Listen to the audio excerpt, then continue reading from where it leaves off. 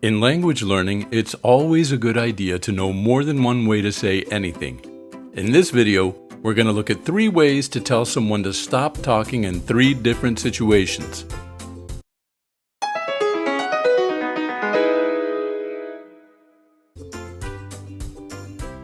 Sometimes in life, people talk and talk and talk, and you may feel like you can't listen to another word.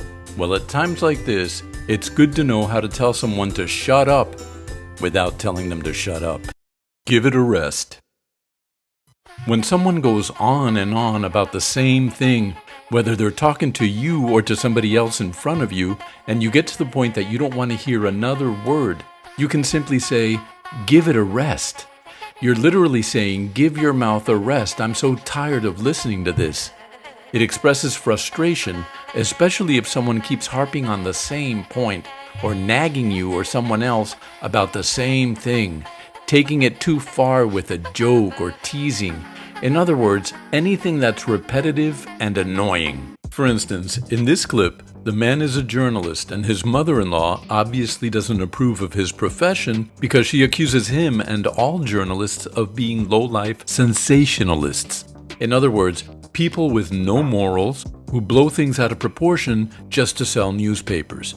Obviously, this isn't the first time she's talked to him this way, so the daughter, knowing what's coming, tells her to give it a rest because she doesn't want to hear it again. You made it. I thought you'd be off covering that prison escape with the rest of the low-life sensationalists. Mother, give it a rest. In this next clip, the 2 guys are obviously having some sort of argument, and the girl's trying to be the peacemaker. But the guy in the turban doesn't want to hear it and tells her to give it a rest. I'm not mad at you. Eric, I love what's going on here, but I don't think you need to insult each other. You should actually communicate. Oh my God, Allison, please, for all of us, will you just give it a rest? Give it a rest. Just give it a rest. God, Rob, give it a rest. And if you want to be really emphatic, you can add the word already at the end. In this clip, for example, the people in the truck tried to make it look like aliens committed a crime that they actually committed. The guy with the hat keeps trying to push that story, but his accomplices think it's time to stop. So there were never any aliens? We saw them. They were big and... Matt, give it a rest already. No one's ever gonna believe us. Yeah, we don't have any proof. Donna, would you give it a rest already? You two give it a rest already. Dude, give it a rest already.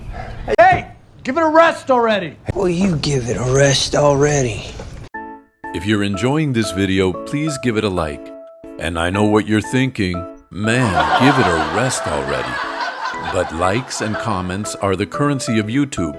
So again, if you're enjoying this video, please make it rain. Come off it.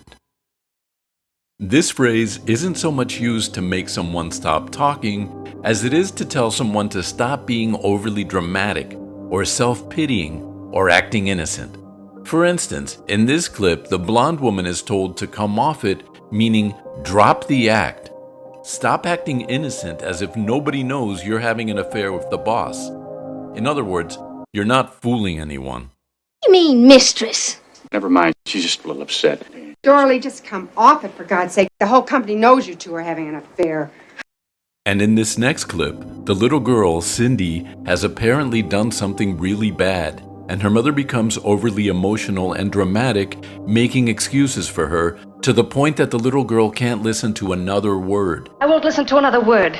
Here again, it means something like, stop the drama, you're not fooling anyone, and nobody wants to hear it. What you did was to endanger your life and the lives of others. Cindy knows that now. I swear she does. It's just that she forgets how young she is. And she wants to grow up so fast. You know I tell you to enjoy your youth while you've still got it. You know I do. Come off it, Mom. And if you want to make it more emphatic, add O at the beginning. When O is used like this in front of an imperative, it expresses impatience and frustration. Brandon broke up with me because I'm fat and ugly. Oh, come off it, Linda. You're thin as a rail and you model. Oh, come off it. Oh, come off it. Oh, come off it now, Sam. Oh, come off it, Patty. Oh, come off it, man. Oh, come on. Now, when someone says something absolutely preposterous, that's a big word, and it just means really ridiculous, too ridiculous to believe. You can respond with the statement, "You don't expect me to believe that," or you can simply reduce all these words to 3 little words. Oh, come on.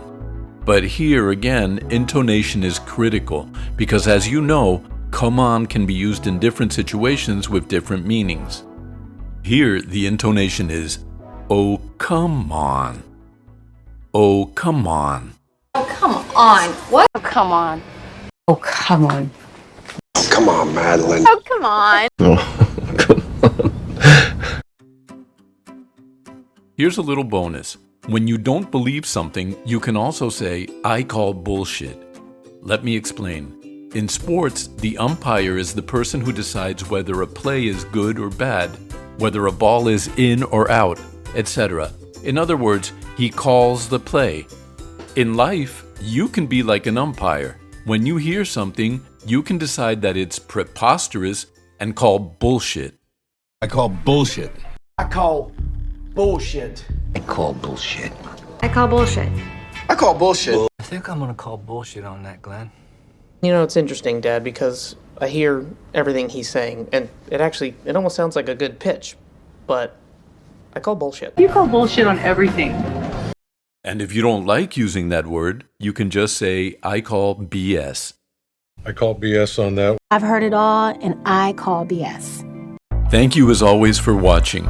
And if you enjoyed this video, please don't forget to give it a like and subscribe for more content like this.